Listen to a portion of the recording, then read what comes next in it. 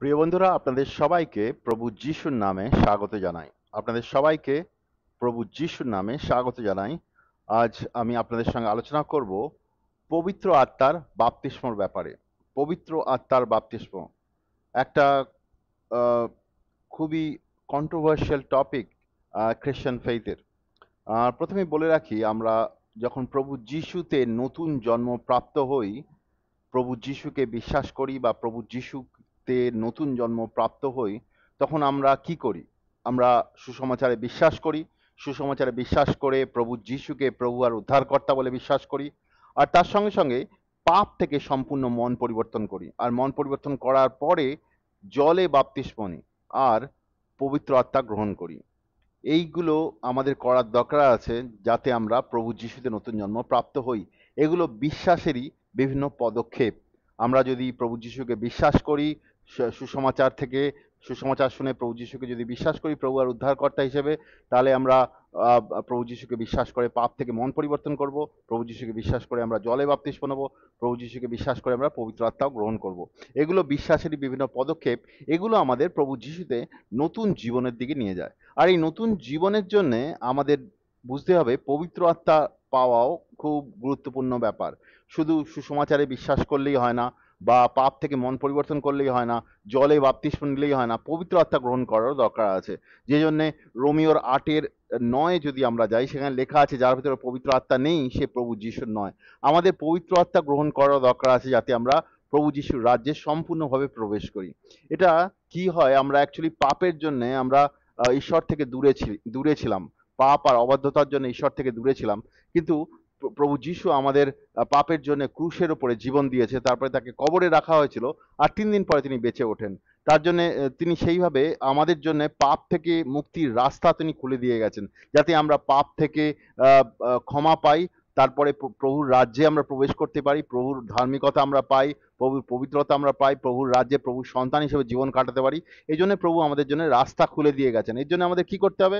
খুব সহজ জিনিস। পাপ থেকে প্রভু যিশুকে বিশ্বাস করতে হবে, সুসমাচারে বিশ্বাস করতে হবে, প্রভু যিশুকে প্রভু আর উদ্ধারকর্তা বলে বিশ্বাস করতে হবে, পাপ থেকে মন পরিবর্তন করতে হবে, মন পরিবর্তন করে জলে বাপ্তিস্ম নিতে হবে, আর পবিত্র আত্মা গ্রহণ করতে হবে। এগুলো আমরা সবাই জানি অ্যাকচুয়ালি, প্রভু যিশুতে নতুন জন্ম প্রাপ্ত হওয়ার জন্য। তো এখানে গুরুত্বপূর্ণ বিষয় হচ্ছে আমাদের পবিত্র আত্মা পাওয়াও একটা গুরুত্বপূর্ণ বিষয়। নতুন জীবন পাওয়ার জন্য পবিত্র আত্মা না পেলে আমরা প্রভু যিশু যে আমাদের নতুন জীবন দেয়, সেই নতুন জীবনে আমরা চলতে পারবো না। কারণ সেই পবিত্র আত্মা যে সে আমাদের ভেতরে এসে থাকে, আর সে আমাদের সঙ্গে ঈশ্বরের যে সম্পর্ক, সেই সম্পর্কে বেড়ে উঠতে সাহায্য করে, ঈশ্বরকে আরো ভালোভাবে জানতে সাহায্য করে, ঈশ্বরের সঙ্গে চলতে সাহায্য করে, ঈশ্বরের আত্মার দ্বারা চালিত হতে সাহায্য করে, ঈশ্বরের আত্মা থেকে শুনতে সাহায্য করে, ঈশ্বরের আত্মার কাজগুলো করতে সাহায্য করে। পবিত্র আত্মা এগুলো সাহায্য করে। তো এখানে পবিত্র আত্মার বাপ্তিস্ম পাওয়ারও ব্যাপার আছে, সেটা আমাদের সবাইকে পেতে হবে যারা নতুন জন্ম প্রাপ্ত হয়েছে। ঈশ্বর আমাদের পবিত্র আত্মা দিতে চান। ঈশ্বর চান আমরা যেন পবিত্র আত্মায় ভরপুর হই। আমরা যদি ঈশ্বরের কাছে চাই, ঈশ্বর আমাদের পবিত্র আত্মা দেবে। তো এখানে একটা বিষয় হচ্ছে, এই পবিত্র আত্মার বাপ্তিস্ম আন্ডারস্ট্যান্ডিংটা এটা কি নতুন নিয়ম থেকেই এলো? না, এটা পুরোনো নিয়মেও ভবিষ্যবক্তারা তারা কিন্তু ভবিষ্যবাণী করেছিল। যেমন প্রফেট জোয়েল, নবী জোয়েল যে ছিল, সে নবী জোয়েলের 2:28-29 যদি যায়, সেখানে তিনি বলে রেখেছিলেন কি শেষের দিনে ঈশ্বর তার পবিত্র আত্মা ঢেলে দেবেন তার ছেলে মেয়ের ওপরে, আর তারা ভবিষ্যবাণী করবে, তারা ঈশ্বরের আত্মায় ভরপুর হবে। এগুলো হবে সে নবী জোয়েল। তার জোয়েলে অলরেডি প্রভু যিশু আসার অনেক বছর আগে তিনি এগুলো সব বলে গেছিলেন, ভবিষ্যবাণী করে গেছিলেন কি পবিত্র আত্মা আসবে। পুরনো নিয়মের সময় ঈশ্বর বিভিন্ন রকম নবী বা বিভিন্ন রকম যে যাজক ছিল, তাদের মধ্যে তাদের দ্বারা ইসরায়েলের লোকেদের চালিত করতেন। তাদের ভেতরে পবিত্র আত্মা কখনো কখনো আসতো, আর পবিত্র আত্মা তাদেরকে চালিত করতো। পবিত্র আত্মা পার্মানেন্টলি, পবিত্র আত্মার বাপ্তিস্ম পুরনো নিয়মে আমরা দেখতে পাই না, কিন্তু পবিত্র আত্মা তখন কিন্তু লোকেদের চালাতো বিভিন্নভাবে। তো এখানে নবী জোয়েল যখন বলে কি পবিত্র আত্মা ঢেলে দেওয়া হবে সমস্ত মেয়েদের ওপরে, সবার উপরে ঢেলে দেওয়া হবে, সেটা খুব গুরুত্বপূর্ণ বিষয় ছিল। পুরনো নিয়মে কিন্তু সবার উপরে পবিত্র আত্মা ঢেলে দেওয়া হয়নি।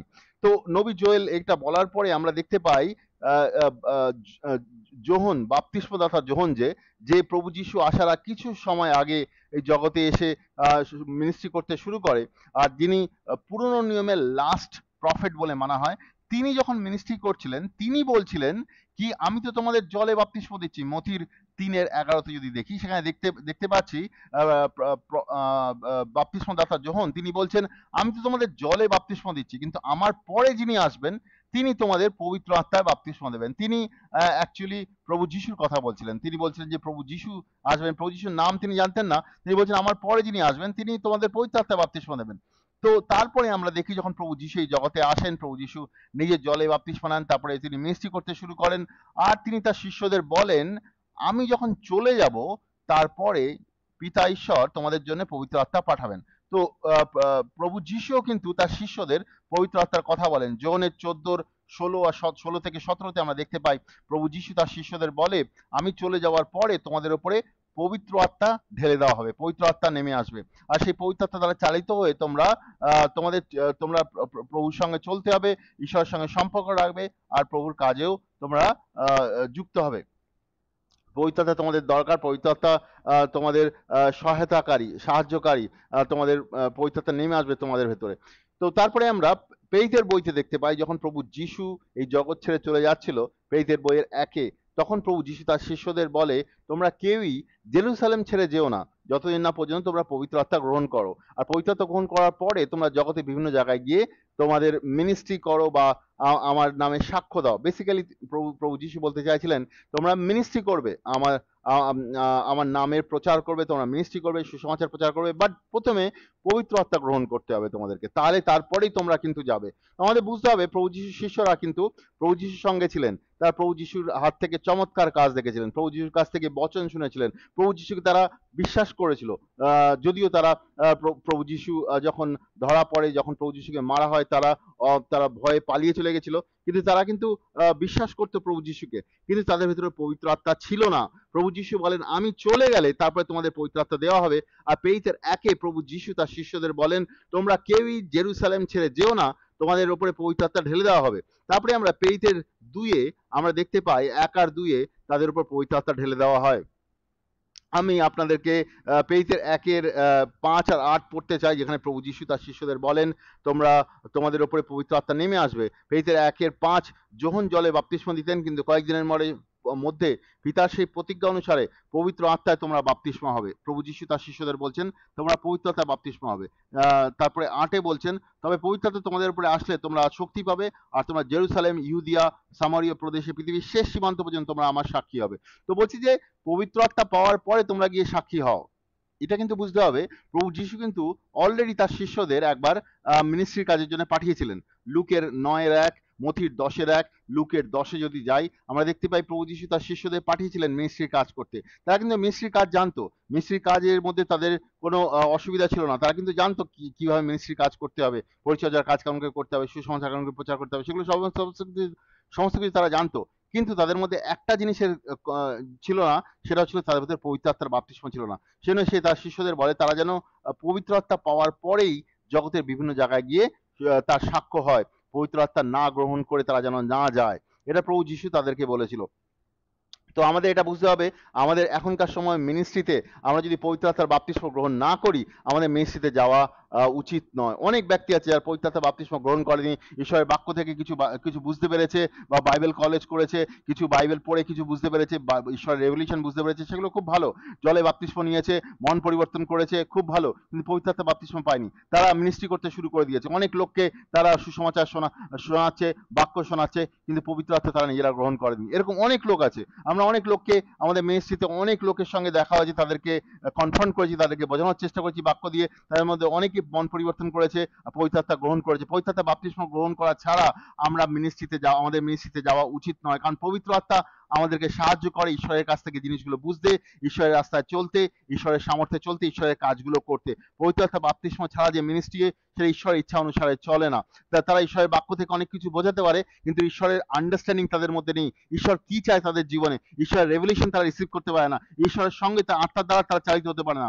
তো আমাদের বুঝতে হবে কি, তো পবিত্র আত্মার বাপ্তিস্ম ছাড়া আমরা যেন মিনিস্ট্রিতে না যাই। পবিত্র আত্মার বাপ্তিস্ম খুবই গুরুত্বপূর্ণ। আমরা প্রেরিতের 2-এ দেখতে পাই, 2-এর 1 থেকে 4-এ তারা যখন একসঙ্গে বসে প্রার্থনা করছিল, পবিত্র আত্মা তাদের উপর নেমে আসে। প্রেরিতের 2-এর 1 থেকে 4 পড়ছি আমি, এখানে লেখা আছে কিছুদিন পরে পঞ্চসপ্তমীর পর্বের দিনে শিষ্যরা এক জায়গায় মিলিত হলেন, তখন হঠাৎ আকাশ থেকে জোর বাতাসের শব্দের মতন একটা শব্দ আসলো, এবং যে ঘরে তারা ছিলেন সেই শব্দে সেই ঘরটা পূর্ণ হয়ে গেল। শিষ্যরা দেখলেন আগুনের জিউয়ের মতন কি যেন ছড়িয়ে গেল, আর সেগুলো তার প্রত্যেকের উপর এসে বসলো। তাতে সবাই পবিত্র আত্মাতে পূর্ণ হলো। সে আত্মা যাকে যেমন কথা বলার শক্তি দিলেন, সেই অনুসারে তারা ভিন্ন ভিন্ন ভাষায় কথা বলতে শুরু করলো। তারা ভিন্ন ভিন্ন ভাষায় কথা বলতে শুরু করলো, পবিত্র আত্মা তাদের উপর নেমে এলো। কেউ কিন্তু তাদের শিখিয়ে দেয়নি, তারা নিজেরা বলতে শুরু করলো। পবিত্র আত্মা তাদেরকে এটা সাহায্য করলো, পবিত্র আত্মা সাহায্য করলো। সেম পবিত্র আত্মা এখনো সাহায্য করে তাদের লোকেদের অন্য ভাষায় কথা বলতে। তো যখন এরকম হতে শুরু করলো, তখন ওখানে যখন ইহুদিরা ছিল, যে ইহুদিরা ছিল, তা অন্য ইহুদিরা ছিল, তারা দেখে মনে করলো যে এরা কি পাগল হয়ে গেছে, পাগলের মতন কথা বলছে, এরা কি মদ্যপান করেছে। তো তখন পিতর যে ওখানে ছিল, পিতর তাদেরকে বোঝালো, না, এরা কোনো রকম মদ্যপান করেনি বা কোনো ভুলভাল জিনিস বলছে না। এরা যেমন নবী জোয়েল যেরকম বলেছিল, সেই হিসাবেই তারা কথা সেই হিসেবেই তাদের উপর পবিত্র আত্মা ঢেলে দেওয়া হয়েছে। প্রেরিতের 2:16 থেকে 18-তে যদি যাই, এখানে এই ঘটনার মতন এটি সেই ঘটনার মতন যার কথা নবী জোয়েল বলেছিলেন, যে ঈশ্বর বলেছেন, শেষকালে সমস্ত লোকের উপরে আমার আত্মা ঢেলে দেবো, তাতে আমার ছেলে মেয়েরা নবী হিসেবে ঈশ্বরের বাক্য বলবে, আমার যুবকেরা দর্শন পাবে, বুড়ো লোকেরা স্বপ্ন দেখবে, এমনকি সেই সময় আমার দাস দাসীর উপরেও আমার আত্মা ঢেলে দেবো, আর নবী হিসেবে তারা ঈশ্বরের বাক্য বলবে। তো প্রেরিত যে পিতর ছিল, তিনি তাদেরকে বোঝালেন যে না, যেটা এটা জোয়েল, যে নবী জোয়েল যে কথা বলেছিল, সেই হিসেবে এদের উপর পবিত্র আত্মা ঢেলে দেওয়া হয়েছে, আর পবিত্র আত্মার হিসেবে তারা কথা বলছে। পবিত্র আত্মা হিসেবে তারা কথা বলছে। তো পবিত্র আত্মা হিসেবে তারা কথা বলছে। এরপরে আমরা প্রেরিতের 2:36, 37, 38, 39 যদি দেখি, সেখানেও খুব ইন্টারেস্টিং জিনিস আমরা দেখতে পাই, খুবই গুরুত্বপূর্ণ ব্যাপার। এখানে কি হয়েছে, পিতর এরপরে তাদেরকে ইহুদিদের সুসমাচার প্রচার করতে শুরু করে। আর অনেক ইহুদি তারা বুঝতে পারে তারা পাপের রাস্তায় চলেছে, তারা ঈশ্বরের বিরোধিতা করেছে, তাদের হৃদয়ে শেল বিদ্ধ হইলো, মানে পবিত্র আত্মা তাদেরকে বোঝালো ভেতর থেকে তারা পাপী, তারা পাপের রাস্তায় চলছে। এটা পবিত্র আত্মার কাজ, মানুষের কাজ নয়। তারা বুঝতে পারলো তারা পাপের রাস্তায় চলেছে। তারা পিতর অন্য ভাইদের বলল, আমরা কি করব? তারা বুঝতে পেরেছে তারা পাপী। তো পিতর অন্য ভাইদের বলল, তারা কি করব? তো পিতর যখন বুঝতে পারলো তাদের হৃদয়ের অবস্থা, পিতর তার প্রেরিতের 2:38-এ পিতর তাদেরকে বলল, আপনারা প্রত্যেকে পাপের ক্ষমার জন্য পাপ থেকে মন ফিরান, যীশু খ্রিস্টের নামে বাপ্তিস্ম গ্রহণ করুন, আপনারা দান হিসেবে পবিত্র আত্মাকে পাবেন। আপনাদের জন্য, আপনার ছেলে মেয়ের জন্য, যারা দূরে আছে সবার এই কথা আমাদের প্রভু ঈশ্বর তার নিজের লোক হওয়ার জন্য যাদেরকে ডাকবেন, তাদের সবার জন্য এই প্রতিজ্ঞা রয়েছে। দেখুন এখানে পিতর কিন্তু বলছে তাদেরকে কেমন করে প্রভু যিশুতে আসতে হবে, কেমন করে নতুন জীবন পেতে হবে, পাপ থেকে মন পরিবর্তন করতে হবে, জলে বাপ্তিস্ম নিতে হবে, আর পবিত্র আত্মা গ্রহণ করতে হবে। এই তিনটে কিন্তু পিতর খুব স্পষ্টভাবে তাদেরকে বলছে। পিতর কিন্তু তাদেরকে এটা বলছে না, অমুক দিন আমাদের এইখানে ফেলোশিপ আছে, সেখানে চলে আসুন, অমুক দিন এই ব্যক্তির কাছে যান, সে প্রার্থনা করবে, ঠিক হয়ে যাবে। না, পিতর কিন্তু এটা বলছে না। পিতর খুব স্পষ্টভাবে, খুব ক্লিয়ার জিনিস বলছে। পিতর বলছে, পাপ থেকে মন পরিবর্তন করুন, জলে বাপ্তিস্ম নিন, পবিত্র আত্মা গ্রহণ করুন। এই পবিত্র আত্মা গ্রহণ করা এখানে সে উল্লেখ করছে, আজ বলছে যে এটা প্রতিজ্ঞা সবার জন্য, এরা তোমাদের ছেলেদের জন্য, তারপরেও যারা আসছে সবার জন্য এই প্রতিজ্ঞা। দেখুন এই জিনিসটা কিন্তু পেন্টাকস্টের আগে কোনো প্রভু যিশুর শিষ্য কিন্তু বলতেন না। কোনো প্রভু যিশুর শিষ্য কিন্তু এইভাবে কাউকে পবিত্র আত্মা পাওয়ার জন্য বলতে পারতেন না, কারণ তারা নিজেরাই পবিত্র আত্মা গ্রহণ করতে পারেনি। সেই জন্যই বারবার বলছি, যে পবিত্র আত্মা গ্রহণ করেনি সে মিনিস্ট্রির কাজ ঠিক করে করতে পারবে না, কারণ সে নিজেই গ্রহণ করেনি। সে পবিত্র আত্মা গ্রহণ করার ব্যাপারেও কথা বলতে পারবে না। আমরা দেখতে পাই যোহনের 4-এ যদি যাই, সেখানেও দেখতে পাই কি প্রভু যিশুর শিষ্যরা লোকেদের জলে বাপ্তিস্ম দিচ্ছে, কিন্তু তারা কি পবিত্র আত্মার বাপ্তিস্মের কথা বলছিল? না, কারণ তারা নিজেরাই পবিত্র আত্মার বাপ্তিস্ম গ্রহণ করেনি। কিন্তু এইখানে প্রেরিতের 2:38 আমরা দেখতে পাই তারা কিন্তু পবিত্র আত্মার বাপ্তিস্মের কথা বলে। কেন? কারণ তারা নিজেরা পবিত্র আত্মার বাপ্তিস্ম গ্রহণ করেছে। তারা বুঝতে পেরেছে পবিত্র আত্মার বাপ্তিস্ম কত গুরুত্বপূর্ণ। কিন্তু প্রভু যিশু যখন ছিল, তখন কিন্তু কেউ পবিত্র আত্মার বাপ্তিস্ম গ্রহণ করেনি, সেজন্য তারা কাউকে পবিত্র আত্মার বাপ্তিস্ম দিতেও পারেনি। কিন্তু এখন সবাই পবিত্র আত্মার বাপ্তিস্ম গ্রহণ করতে পারে। যেই দিনই তারা পাপ থেকে মন পরিবর্তন করে, যেদিনই তারা জলে বাপ্তিস্ম নেয়, সেই দিনই তারা পবিত্র আত্মার বাপ্তিস্ম গ্রহণ করতে পারে। তাদেরকে ওয়েট করার দরকার নেই, অনেক দিন পর্যন্ত অপেক্ষা করার দরকার নেই, পবিত্র আত্মার বাপ্তিস্ম তারা গ্রহণ করতে পারে। সেজন্য পিতর বলেছে আমাদের মন পরিবর্তন করতে হবে, জলে বাপ্তিস্ম নিতে হবে, আর পবিত্র আত্মার বাপ্তিস্ম পেতে হবে, পবিত্র আত্মা গ্রহণ করতে হবে। এটা সবার জন্য, তখনকার দিনের লোকেদের জন্য নয়, এখনকার দিনের লোকেদের জন্য, সবার জন্য এই প্রতিজ্ঞা। আর সেই দিনই বাইবেলে লেখা আছে 3,000 লোক পাপ থেকে মন পরিবর্তন করলো, জলে বাপ্তিস্ম নিল, পবিত্র আত্মা গ্রহণ করলো, আর ঈশ্বরের রাজ্যে তারা প্রবেশ করলো। আর তখন মন্ডলী শুরু হলো, চার্চ শুরু হলো বিভিন্ন জায়গাতে। তো আমরা যদি এই উদাহরণ দেখতে চাই বা পবিত্র আত্মার বাপ্তিস্মের ব্যাপারে বাইবেল থেকে যদি উদাহরণ দেখতে চাই, আমরা দেখতে পারি প্রভু যিশু সে কিন্তু পবিত্র আত্মার দ্বারা কনসিভ হয়েছে, পবিত্র আত্মার দ্বারা তার জন্ম হয়েছে, কিন্তু সে যখন জলে বাপ্তিস্ম নেয় পবিত্র আত্মা তার উপরে পাখির ওপরে নেমে আসে, পাখির মতন নেমে আসে, আর পবিত্র আত্মা তার উপর নেমে আসে। কিন্তু ওটা যোহন বা অন্য যারা ছিল ওখানে তাদের জন্য ঈশ্বর দেখাতে চাইছে তার উপরে পবিত্র আত্মা নেমে এসেছে। আর তারপরে প্রভু যিশু মিনিস্ট্রি করতে শুরু করে 30 বছর বয়সে। তারপরে আমরা দেখতে পাই বাইবেলের প্রেরিতের বইতে বিভিন্ন জায়গায় উল্লেখ করা রয়েছে কি পবিত্র আত্মার বাপ্তিস্ম হয়েছিল, যারা পাপ থেকে মন পরিবর্তন করেছিল, প্রভু যিশুকে বিশ্বাস করেছিল, তাদের উপরে পবিত্র আত্মার বাপ্তিস্ম হয়। যেমন আমরা প্রেরিতের 2:22-38 আমরা অলরেডি দেখতে পেলাম যে তারা পবিত্র আত্মার বাপ্তিস্ম গ্রহণ করে 3000 লোক। তারপরে দেখতে পাই ফিলিপ সামারিও বলে একটা জায়গায় যায়, প্রেরিতের 8-এ লেখা রয়েছে, 8-12-17 একটা খুব গুরুত্বপূর্ণ বিষয়। ফিলিপ বলে একজন সুসমাচার প্রচারক ছিলেন, তিনি সামারিও বলে এক জায়গায় যান, সেখানে সুসমাচার প্রচার করেন, অনেক লোক পাপ থেকে মন পরিবর্তন করে, আর তারা পাপ থেকে মন পরিবর্তন করে জলে বাপ্তিস্ম নেয়। কিন্তু কোনো কারণে ফিলিপ ওখানে থাকে না, তিনি সেখান থেকে অন্য কোথাও চলে যায়। আর যেহেতু তিনি অন্য কোথাও চলে যায়, যেহেতু জলে বাপ্তিস্ম মন পরিবর্তন হয়, জলে বাপ্তিস্মের সঙ্গে সঙ্গে পবিত্র আত্মার বাপ্তিস্ম হওয়া গুরুত্বপূর্ণ, জেরুসালেম থেকে কিছু ভাই কিছু বিশ্বাসী তারা সামারিওতে যায় যাতে তারা পবিত্র আত্মার বাপ্তিস্ম দিতে পারবে। এটা লেখা রয়েছে, আপনারা পড়তে পারেন, প্রেরিতের 8-এ এটা লেখা রয়েছে কি তারা পবিত্র আত্মার বাপ্তিস্ম দিতে সেখানে যায়, আর যারা সেখানে থাকে তাদেরকে পবিত্র আত্মার বাপ্তিস্ম দিতে থাকে। আর তার মধ্যে একজন ব্যক্তি ছিলেন যার নাম ছিল সিমন। সে সে জাদুটোনা করতো, সে কিন্তু পবিত্র আত্মার বাপ্তিস্ম গ্রহণ করতে পারে না, কিন্তু বাকি লোকেরা পবিত্র আত্মার বাপ্তিস্ম গ্রহণ করে। এটা খুব গুরুত্বপূর্ণ বিষয়। কিন্তু ফিলিপ কিন্তু সামারিও ছেড়ে চলে যায়, সে পবিত্র আত্মার বাপ্তিস্ম দেয় না কোনো একটা কারণে, সে হয়তো কোনো কারণে ব্যস্ত ছিল বা কোনো কারণে সে ঈশ্বর তাকে সেখান থেকে নিয়ে চলে যায়। কিন্তু জেরুসালেম থেকে দুইজন ভাই তারা সামারিয়াতে যায় যাতে তারা পবিত্র আত্মার বাপ্তিস্ম দিতে পারবে, আর তারা পবিত্র আত্মার বাপ্তিস্ম দেয়। এছাড়া আমরা দেখতে পাই সাধু পল প্রেরিতের 9-3-18 যেমন অ্যানানিয়াস বলে একজন ছিল, তিনি সাধু পলের কাছে যান, তাকে বাপ্তিস্ম জলে বাপ্তিস্ম নিতে সাহায্য করেন এবং তারপর হাত রেখে প্রার্থনা করেন, পবিত্র আত্মার বাপ্তিস্মের কথা বলা হচ্ছে, তাকে পবিত্র আত্মার বাপ্তিস্ম দেওয়া হয়। এরপর যদি প্রেরিতের 10-এ যদি যায়, কর্নেলিয়াসের ঘরে পিতর যায়, পিতরকে ঈশ্বর পাঠায় কর্নেলিয়াসের ঘরে। আর কর্নেলিয়াস অলরেডি তার হৃদয় তৈরি ছিল, সে অলরেডি পাপ থেকে মন পরিবর্তন করেছিল, তার হৃদয় তৈরি ছিল ঈশ্বরের জন্য, সে আর তার বাড়ির লোক। যখন পিতর তাদের সঙ্গে সুসমাচার প্রচার করছিল, পবিত্র আত্মা তাদের উপর নেমে আসে, আর তারা অন্য ভাষায় কথা বলতে শুরু করে। আর পিতর তখন বলে যে অইহুদি যারা, কর্নেলিয়াস ইহুদি ছিলেন না, অইহুদি ছিল, তার উপর পবিত্র আত্মা নেমে আসে। পিতর আর অন্য ভাইয়েরা যারা ওখানে ছিল তারা বললো যে এদেরকে কে জলে বাপ্তিস্ম দিয়ে থেকে আটকাতে পারে, তাদেরকে জলে বাপ্তিস্ম দেওয়া হোক, কারণ ঈশ্বর আত্মা তাদের ভেতরে চলে এসেছে, তারা জলে বাপ্তিস্ম নেয়, তারা নতুন জন্ম প্রাপ্ত হয়। এরপর আমরা দেখতে পাই কি এফিসিওতে প্রেরিতের 19-এ যদি যায়, প্রেরিতের 19-এর 1-7 উল্লেখ করা আছে সাধু পল এফিসিওতে যায়, যেখানে তিনি বুক অফ এফিসিয়ান যে বইটা সেটা তিনি লেখেন এফিসিয়ান চার্চের জন্য। সেই এফিসিওতে তিনি যখন যান, সেখানে কিছু শিষ্যের সঙ্গে দেখা হয়, আর সেই শিষ্যরা তারা যোহনের দ্বারা বাপ্তিস্ম নিয়েছিল। তারপরে সাধু পল তাদেরকে আবার প্রভু যিশুর নামে বাপ্তিস্ম নিতে বলেন, আর তারপরে তাদের উপর হাত রেখে যখন প্রার্থনা করা হয়, তাদের উপর পবিত্র আত্মা নেমে আসে, তারা অন্য ভাষায় কথা বলে, আর তার নবী হিসেবে কথা বলতে থাকে। তো আমরা দেখতে পাই বাইবেলে বিভিন্ন জায়গায় উল্লেখ করা রয়েছে কি লোকে পবিত্র আত্মার দ্বারা বাপ্তিস্ম গ্রহণ করে, তারা অন্য ভাষায় কথা বলে, তারা অন্য ভাষায় কথা বলে, তার সঙ্গে সঙ্গে তার নবী হিসেবে কথা বলতে থাকে। তো এটা খুবই গুরুত্বপূর্ণ জিনিস যে পবিত্র আত্মার বাপ্তিস্ম তখন হচ্ছিল, আর এটা বাইবেলে উল্লেখ করা রয়েছে খুবই স্পষ্টভাবে। এটা কোনো মানুষের সৃষ্টি, কোনো ডক্ট্রিন নয়, বাইবেলে খুব ক্লিয়ারলি উল্লেখ করা রয়েছে যারা নতুন জীবন গ্রহণ করছিল তারা পবিত্র আত্মার বাপ্তিস্ম গ্রহণ করছিল। এটা খুবই গুরুত্বপূর্ণ, পবিত্র আত্মাকে আমাদের ভেতরে গ্রহণ করা।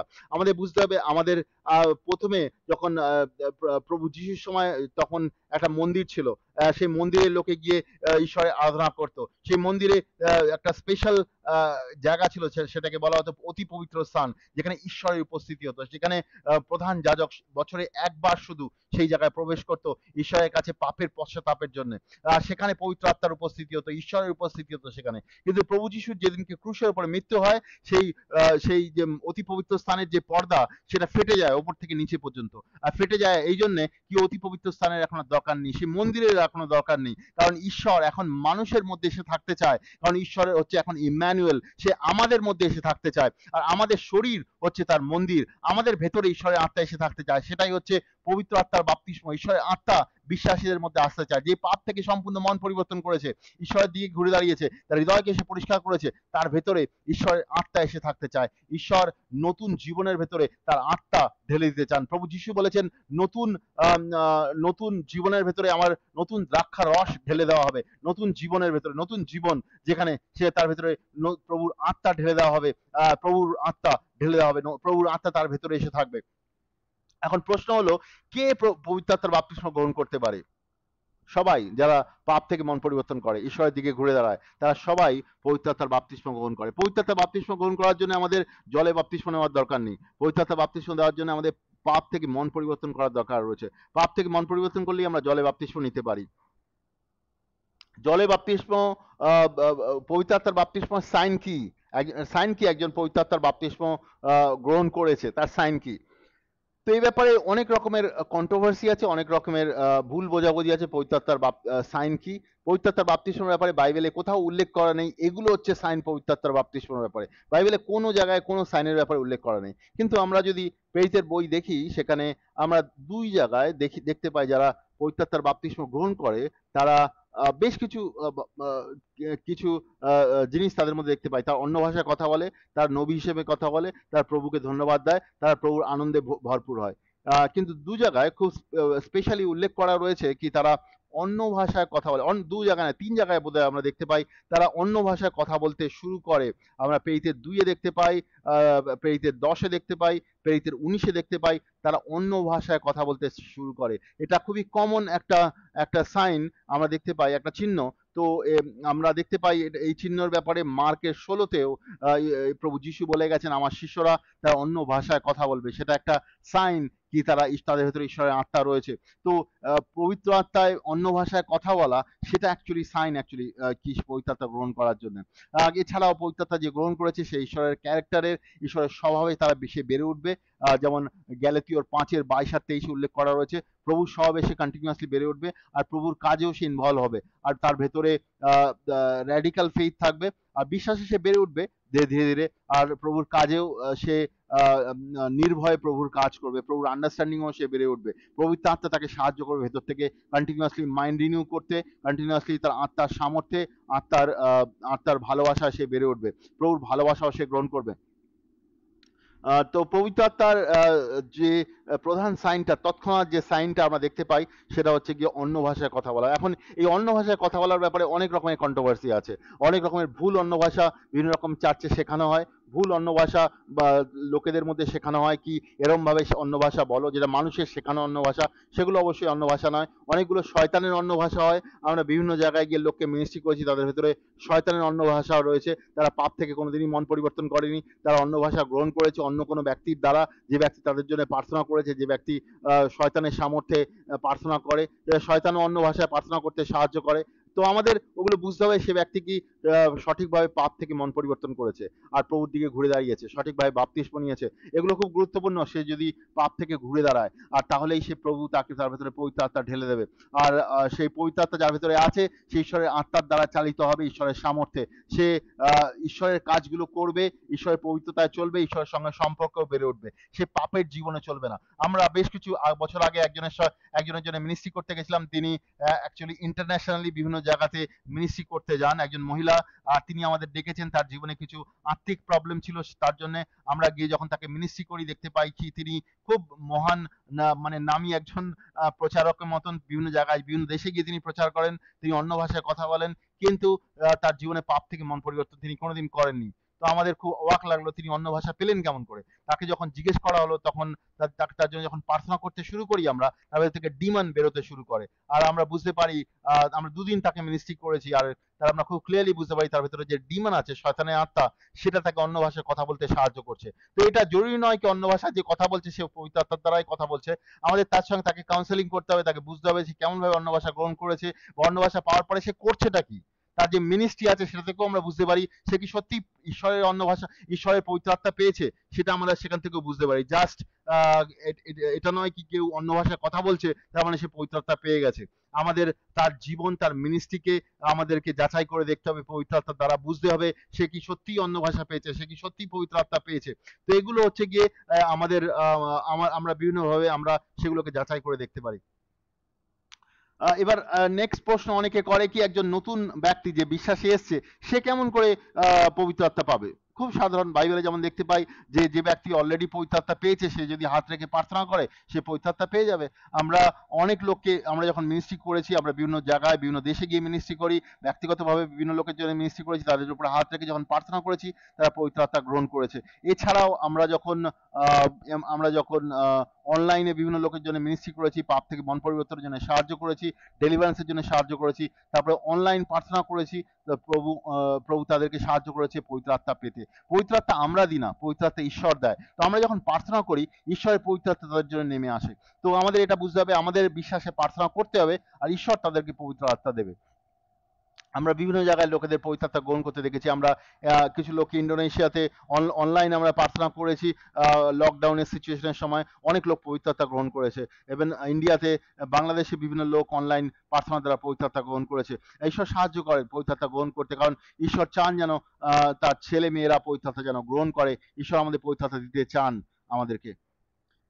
এবার অনেকে প্রশ্ন করে পবিত্র আত্মা গ্রহণ করার আহ, ব্যাপারে অনেক রকমের বাধা আসতে পারে কি, কোনো বাধা থাকতে পারে কি, আমি পবিত্র আত্মা কেন গ্রহণ করতে পারছি না? অনেক সময় অনেক এরকম হয়, অনেক ব্যক্তির জন্য প্রার্থনা করা হচ্ছে, সে নিজেও প্রার্থনা করছে কিন্তু সে পবিত্র আত্মা গ্রহণ করতে পারছে না। তো সে প্রশ্ন করে কি কি বাধা থাকতে পারে যার জন্য আমি পবিত্র আত্মা গ্রহণ করছি না? এটা খুব ভালো প্রশ্ন। এটা আমরাও দেখেছি মিনিস্ট্রিতে অনেক লোক পবিত্র আত্মা গ্রহণ করতে পারছে না। তার প্রধান কারণ হচ্ছে গিয়ে প্রধান তিনটে হিন্ড্রেন্স আমরা দেখতে পাই, তিনটে বাধা দেখতে পাই যার জন্য তারা পবিত্র আত্মা গ্রহণ করতে পারে না। সব থেকে বড় বাধা হচ্ছে তারা সম্পূর্ণভাবে পাপ থেকে মন পরিবর্তন করেনি। অনেক সময় আমরা যখন পাপ থেকে মন পরিবর্তনের কথা বলি লোকে মনে করে কি আচ্ছা ঠিক আছে, আমি বোধহয় দু তিনটে পাপের কথা বলে দেবো তাহলেই হয়ে যাবে, আমি পাপ থেকে মন পরিবর্তন করে দিলাম। কিন্তু ঈশ্বর কিন্তু ওটা চায় না। ঈশ্বর আমাদের হৃদয়ের সমস্ত কিছু জানে।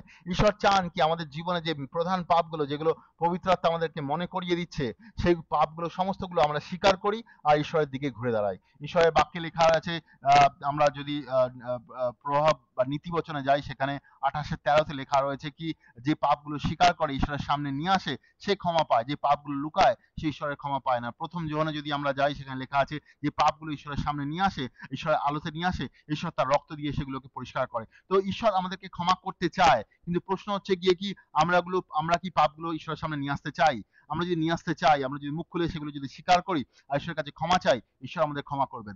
আর সেই ক্ষমা করার পরেই আমরা যখন মুক্ত হবো সেই সমস্ত জিনিসের মধ্যে দিয়ে, তখন ঈশ্বর আমাদের ভিতরে পবিত্র আত্মা ঢেলে দেবেন। আমরা যদি ভিতর থেকে মুক্ত না হই ঈশ্বর আমাদের ভিতরে আত্মা ঢেলে দেবেন না। ঈশ্বরের বাক্যে লেখা রয়েছে নতুন দ্রাক্ষারস, সেই নতুন দ্রাক্ষারসের যে থলি তার মধ্যে তিনি ঢেলে দেবেন। পুরনো থলিতে তিনি ঢেলে দেবেন না, পুরনো থলিতে নতুন দ্রাক্ষারস তিনি ঢেলে দেবেন না। নতুন দ্রাক্ষারস নতুন থলিতে ঢেলে দেবেন, তার মানে তিনি পবিত্র আত্মার কথা বলছেন। আর নতুন থলি মাত্র নতুন জীবনের কথা বলছেন। যে ব্যক্তি সম্পূর্ণ পাপ থেকে মন পরিবর্তন করে এসছে তার ভেতরেই তিনি পবিত্র আত্মা ঢেলে দেবেন, পুরনো ব্যক্তির ভেতরে নয়। যে পাপ থেকে মন পরিবর্তন করেনি, সে ধর্মের মতন করে ঈশ্বরকে ফলো করতে চাইছে, সে পবিত্র আত্মা গ্রহণ করতে পারবে না। এটা প্রথম প্রধান কারণ, যে ব্যক্তি মন পরিবর্তন করেনি। দ্বিতীয় কারণ হচ্ছে গিয়ে ইন্টেলেকচুয়াল আন্ডারস্ট্যান্ডিং। অনেক ব্যক্তি ইন্টেলেকচুয়ালি জিনিসগুলো বুঝতে চায়। আমরা যখন মেসি দেখেছি, অনেক লোককে দেখেছি যারা খুব শিক্ষিত বা এমন শিক্ষার যিনি আন্ডারস্ট্যান্ডিং রয়েছে, সায়েন্টিস্ট বা কোনো বড় কম্পিউটার সায়েন্সে স্টাডি করছে বা এমন কিছু জিনিসে রয়েছে, তাদের মাথায় তাদের মাইন্ড এমনভাবে কাজ করে সমস্ত জিনিস তারা বুঝতে চায়, রিজনিং করতে চায়। রিজনিং করা ভালো, কোনো খারাপ নয়, কিন্তু ঈশ্বরের আত্মার অনেক জিনিস আছে যেগুলো আমরা রিজনিং করতে পারি না, ঈশ্বর আমাদের দেয়। আর ঈশ্বর চাই যেন আমরা বিশ্বাস করি আর সেগুলো গ্রহণ করি। পবিত্র আত্মাও এরকম একটা জিনিস, আমরা যেন বিশ্বাস করি আর ঈশ্বরের কাছ থেকে চাই ঈশ্বর আমাদেরকে দেবে পবিত্র আত্মা। পবিত্র আত্মা গ্রহণ করা খুব ইজি। আমরা অনেক সময় রাস্তার উপর দাঁড়িয়ে লোকের জন্য প্রার্থনা করেছি, তারা পবিত্র আত্মা পেয়ে গেছে। আমরা খুব কম সময় 5 মিনিট বোধহয় প্রার্থনা করিনি লোকের জন্য, অনলাইনেও প্রার্থনা করেছি 5 মিনিট, তারা পবিত্র আত্মা গ্রহণ করেছি। পবিত্র আত্মা গ্রহণ করা কোনো ডিফিকাল্ট ব্যাপার নয়, পবিত্র আত্মা সবাই গ্রহণ করতে পারে। কিন্তু আমরা অনেক সময় ইন্টেলেকচুয়াল আন্ডারস্ট্যান্ডিং বা মাথা দিয়ে জিনিসগুলো বোঝার চেষ্টা করি।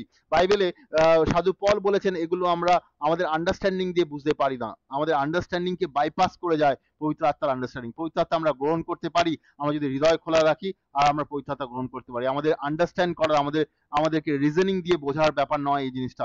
তো পবিত্র আত্মা আমরা গ্রহণ করতে পারি, কিন্তু আমরা যদি বোঝার চেষ্টা করি হয়তো পবিত্র আত্মাকে আমরা দূরে সরিয়ে রাখবো।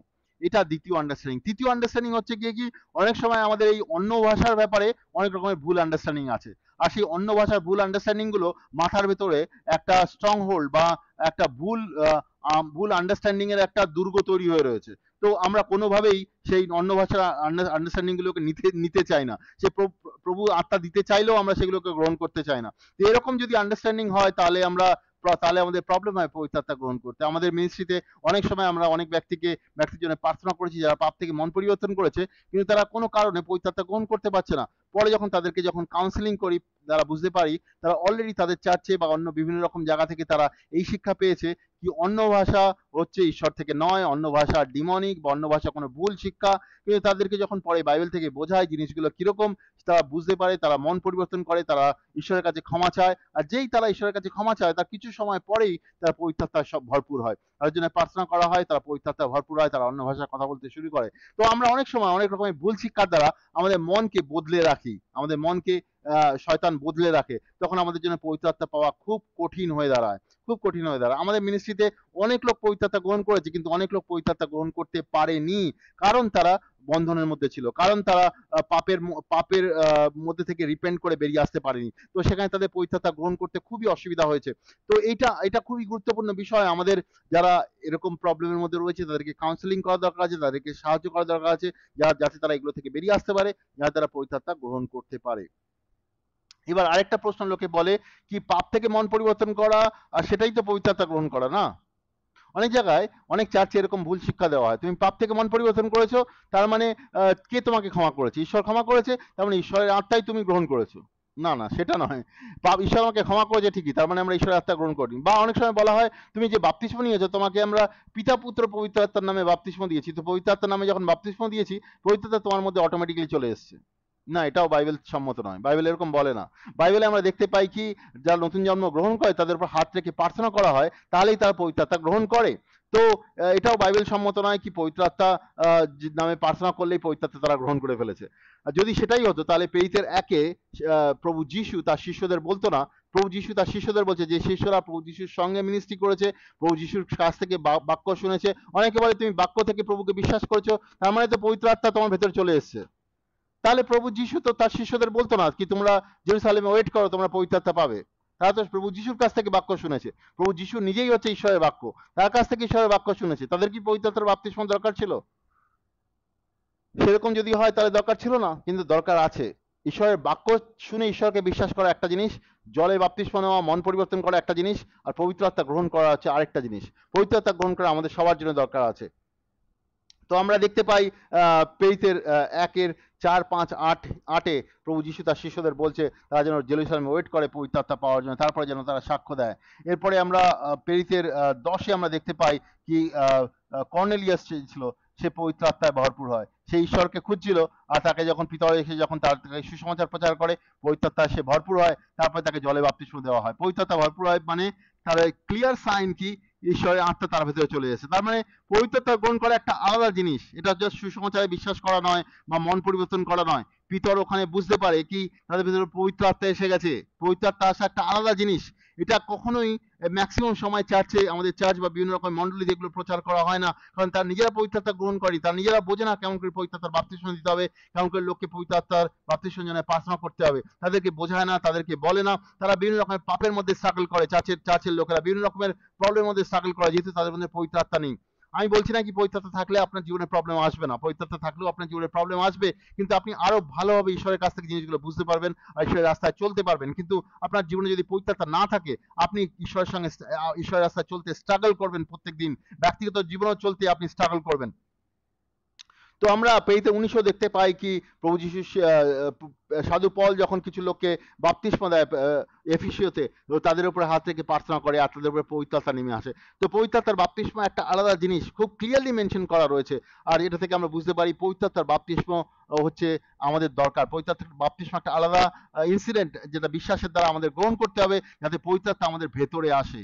আমরা বাক্যের মধ্যে দিকেও পবিত্র আত্মা আমাদেরকে বোঝায়, কিন্তু সেটা পবিত্র আত্মার বাপ্তিস্ম নয়। মন পরিবর্তনের সময় পবিত্র আত্মা আমাদেরকে বোঝায় পাপ থেকে মন পরিবর্তন করতে হবে, কিন্তু সেটা পবিত্র আত্মার বাপ্তিস্ম নয়। পবিত্র আত্মায় আমাদেরকে বোঝায় আমাদের জলে বাপ্তিস্ম নিতে হবে, কিন্তু সেটা পবিত্র আত্মার বাপ্তিস্ম নয়। পবিত্র আত্মার বাপ্তিস্ম মতলব মানে হচ্ছে যখন আপনি পবিত্র আত্মাকে চাইছেন, পবিত্র আত্মা এসে আপনার ভেতরে এসে থাকবে। আর পবিত্র আত্মা তার ইন্ডিকেশনও আছে, আপনি আপনি আত্মায় চলতে শুরু করবেন, আপনি অন্য ভাষায় কথা বলতে শুরু করবেন, আপনি পবিত্র আত্মার যে ফলগুলো আপনার ভেতরে দেখা যাবে, পবিত্র আত্মার কাজগুলো আপনার ভেতরে দেখা যাবে, পবিত্র আত্মার ফলে আপনি বেড়ে উঠবেন, পবিত্র আত্মার কাজে আপনি বেড়ে উঠবেন, তার চরিত্র গঠনের মধ্যে আপনি বেড়ে উঠবেন। তো পবিত্র আত্মার বাপ্তিস্ম আমাদের জীবনের জন্য খুবই গুরুত্বপূর্ণ।